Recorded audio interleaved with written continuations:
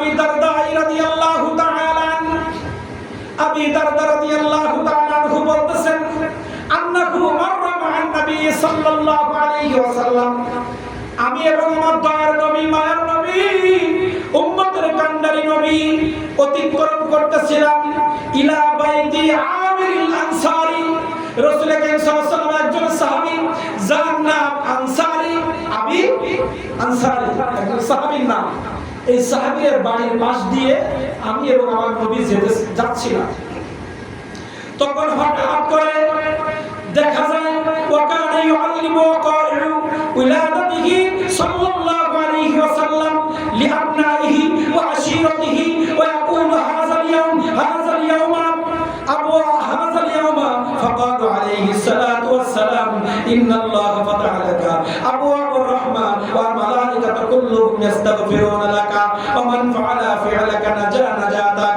রাসূল করিম সাল্লাল্লাহু আলাইহি ওয়াসাল্লাম এবং আবি দারদা এই সাহাবী যখন আনসারীর বাড়ির পাশ দিয়ে যাচ্ছে, রাসূল করিম সাল্লাল্লাহু আলাইহি ওয়াসাল্লাম হঠাৎ তার বাড়ির কাছে গিয়ে দেখলো আনসারী সাহাবী এবং তার সন্তান স্ত্রী এবং এলাকার কিছু মানুষদেরকে নিয়ে ঘরের মধ্যে যেন কি পড়তেছে। গিয়ে বলতেছে আবি আনসারী তুমি ঘরের মধ্যে কি করো? আনসারী বলল হে দয়ার নবী, হে মায়ের নবী, এই রবিউল আউয়াল মাসের 12 তারিখে আপনি দুনিয়া আগমন করেছিলেন।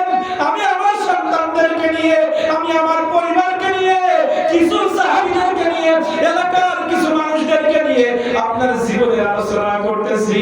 রাসূল করিম সাল্লাল্লাহু আলাইহি ওয়াসাল্লাম শোনার পরে রাসূল করিম সাল্লাল্লাহু আলাইহি ওয়াসাল্লাম বললেন তুমি আমার কি কাজ করছো?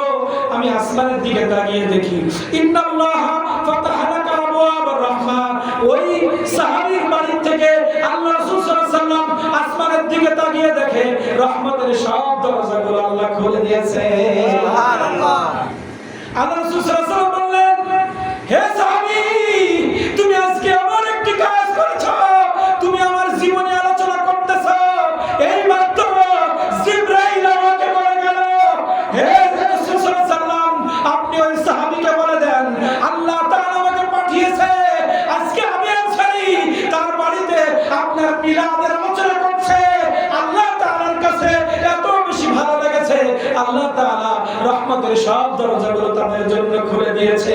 শুধু তাই নয়, ইস্তাগফিরুনা লাক একদল ফেরেশতা আল্লাহর কাছে ওই মিলাদুন নবী পালন করা ব্যক্তিদের জন্য আল্লাহর কাছে মাগফিরাতের দোয়া করতেছে। শুধু তাই নয়, আল্লাহ রাসূল সাল্লাল্লাহু আলাইহি ওয়াসাল্লাম বলেছেন তোমাদের জন্য জান্নাতের দরজাগুলো খোলা হয়েছে। শুধু তাই নয়, তাহলে সাহাবায়ে কেরাম যে মিলাদুন নবী করেছেন, আউলিয়া কেরাম করেছেন, এখান থেকে 100 বছর 200 বছর আগে যারা মিলাদুন নবী করেছে তারা আপনার আমার মতো জ্ঞান রাখে। এখান থেকে 100 বছর আগে মিলাদুন নবী হয়েছে, 50 বছরের মধ্যে কিছু আলেম বেরিয়ে মিলাদুন নবী হারাম করেছে। রাসূল সাল্লাল্লাহু আলাইহি ওয়াসাল্লাম বলেছেন কিয়ামতের আগে একদল আমার উম্মত তারা সকালে ঈমানদার হবে, বিকালে বেঈমান হবে। হাদিসের বাস্তবায়ন লাগবে না। সকালে বলে ঈমানদার হবে, বিকালে বেঈমান হবে। ঠিক না বলেন? বলে আমরা সুন্নতের বাইরে, আমরা কোরআন দিয়ে ইসলাম দিয়ে রাষ্ট্র কায়েম করব, কিন্তু কাজ হচ্ছে সব সুন্নত বিরোধী। প্রত্যেকটা পদক্ষেপ রাসূলের আদর্শের বাইরে, কিন্তু মুখে আছে কোরআন, মুখে আছে কি? এই দুনিয়ার অবস্থা থেকে একটা হাদিস মনে পড়ে গেল, সেই 9-10 পড়েছি। রাসূল সাল্লাল্লাহু আলাইহি ওয়াসাল্লাম বলেছেন কিয়ামতের আগে আমার একদল উম্মত থাকবে, তাদের কোরআন থাকবে ঠোঁটে। কোথায়? মুখে শুধু বলবে আমরা কোরআন চাই, ইসলাম চাই। খোঁজ নিয়ে দেখবেন ওর ঘরেও ইসলাম নাই, ওর দলেও ইসলাম নাই। ঠিক। শুধু চোখে পানি ছাড়া কোনো উপায় নাই। রাসূল সাল্লাল্লাহু আলাইহি ওয়াসাল্লাম কত 500 বছর আগে বলেছে কিয়ামতের আগে কিছু ব্যক্তির মুখে থাকবে ইসলাম, কিন্তু সেই ইসলাম এই হুড়ুকুড়ুর নিচে যাবে না। কোথায়? হাদিস দেখবেন, হাদিস দেখবেন। রাসূল সাল্লাল্লাহু আলাইহি ওয়াসাল্লাম বলেছে কোরআন থাকবে ঠোঁটে ঠোঁটে, মানে জবানে। ওই ইসলাম গলা দিয়ে নিচে নামবে না। তার মানে কি? অন্তরের মধ্যে ইসলাম থাকবে না, শুধু মুখে থাকবে। কোথায় থাকবে? আজকে সমাজে তাই দেখা যায়। আজকে এটা জায়েজ, কালকে ওটা হারাম। হ্যাঁ, আজকে বলতেছি অমুকের পিছনে ঘোরো, কালকে বলছি ওর পিছনে ঘুরে না। এখন আমরা এখানে আবার পলিটিক্সের বিষয় চলে আসবে, এই জন্য এই বরকতের মাহফিলে কোনো নাপাক কথা বলবো না। ঠিক, বরকতের মাহফিলে কোনো বলবো না, কিন্তু শুধু চোখ কান খোলা রাখার জন্য বলছি বাবা। রাসূল সাল্লাল্লাহু আলাইহি ওয়াসাল্লাম কিন্তু বলে গেছেন, যাদের ঠোঁটে ইসলাম থাকবে কাজে থাকবে না তারা মুনাফিক। যাদের মুখেও থাকবে অন্তরে থাকবে কাজেও। ইমানের স্তর কয়টি? তিনটা, অন্তর, মুখ আর কাজ। এই তিনটার নাম হচ্ছে ইমানদার। মুনাফিক কি কাফেরদের মধ্যে থেকে বের হয় না মুসলমানদের মধ্যে থেকে বের হয়? বলেন সবাই, বলেন মুনাফিক কাদের বলে? কাফেরদের বলে না, আমাদের মতো টুপি দাড়িওয়ালাদের মধ্যে যারা 2 নম্বর তাদেরকে মুনাফিক বলে। কি বলে? তাহলে ইমানদারের সংখ্যা কয়টা? অন্তরে যা থাকবে, মুখেও থাকবে, কাজেও তাই করবে। তিনটার নাম হচ্ছে ইমানদার।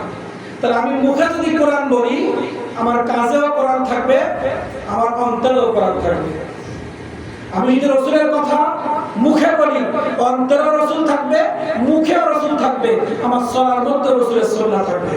যখনই দেখবেন মুখে আছে ইসলাম কোরআন, কাজে নেই, তার পরিবারে নেই, তার কাজের মধ্যে নেই, তখন মনে করবেন ডাইরেক্ট মুনাফিক। মুনাফিক ধরার জন্য কারোর কাছে যাওয়া যাবে না, আপনি নিজেই মুনাফিক বের করতে পারবেন। যাদের মুখ আর কাজ ভিন্ন, অন্তর তো বোঝা যায় না, অন্তরটা বোঝা যায় না, অন্তরটা বাদ দেন। তিনটা সমান ইমান, অন্তর, মুখ আর কাজ, এই তিনটা সমান ইমানদার বলে। এখন কার মনে কি আছে আমরা তো জানি না। তো দুইটা জিনিস পরীক্ষা করবে, মুখে যারা কোরআনের কথা বলছে, ইসলামের কথা বলছে, এদের এই মুখের কথার সাথে কাজের যদি মিল না থাকে, কাজের মধ্যে যদি শরীয়ত বিরোধী হয়, ইসলাম বিরোধী হয়, মনে করবেন এরা টাটকা মুনাফিক। এদের সাথে থাকলে আপনারও জীবন যাবে, হোক আর পরকাল সব যাবে। ঠিক, রহমতে আলাম নূরে মুজাসসাম, সাহাবীরা আদর বানায় ওই নবীজির ঘাম, সাহাবীরা আদর বানায় ওই নবীজির ঘাম। তোমরা শোনো জানো মানো কেমন আমার নবীজি, যাহার বাগন চন্দ্র সূর্য তারকারাজি, যাহার পাগল চন্দ্র সূর্য তারকারাজি। তোমরা আরো শুনবি সুন্দর কাহিনী, জান্নাতের রূপে রূপে লেখা নবীর নাম, জান্নাতের রূপে রূপে লেখা নবীর নাম। আমার উঠাইছে 11টার সময়, কটা গলা ভাঙার ভাব দেখতেছেন, কিন্তু আওয়াজ হচ্ছে ঠিক মতো। মহব্বত থাকলে গলা ভেঙে গেছে কি? কথা স্পষ্ট আছে না? আপনারা বিরক্ত হয়ে গেছেন, বুঝতে পারছেন? হয়েছে? ও বোঝা যায়, আনাসি কানাসি দুই একজনের চেহারা দেখলে বোঝা যাচ্ছে। অত বললি আর চেহারা দেখলে বোঝা যায়। কিছু কিছু মানুষের মুখে হাসি, আর কিছু কিছু মুখ এরকম কালো হয়ে গেছে, তার মানে এই ওয়াজ ভালো লেগেছে। ইমান, রাসূল সাল্লাল্লাহু আলাইহি ওয়াসাল্লাম বলছে, আল্লাহ তাআলা বলছে, আমার নবীর কথা, কোরআনের কথা যখন কেউ শুনবে, যদি 10% ইমান থাকে, ইমানদার বোঝার জন্য বলছি। সূরা আনফাল, ইন্নামাল মুমিনুনা আল্লাযীনা ইযা যুকিরাল্লাহু ওয়াজিলাত কুলুবুহুম ওয়া ইযা তুলিয়াত আলাইহিম আয়াতুহু যাদাতুহু হাযারাতুল ঈমান। সুবহানাল্লাহ। আল্লাহ তাআলা বলছে, আমার কোরআনের ব্যাখ্যা যে মজলিসে করা হবে, ওখানে ঈমান চেক করবা। কাকে বলেছে? রাসূল সাল্লাল্লাহু আলাইহি ওয়াসাল্লাম বলেছে, আপনি যখন কোরআন মাজিদ তেলাওয়াত করবেন, আপনি যখন কোরআন হাদিসের ব্যাখ্যা করবেন, যদি দেখেন কারোর চোখে পানি আসতেছে, জজবা বাড়তেছে, মনে করবেন ঈমান আছে। আর যার মন খারাপ হবে, মনে করবেন ঈমান নেই।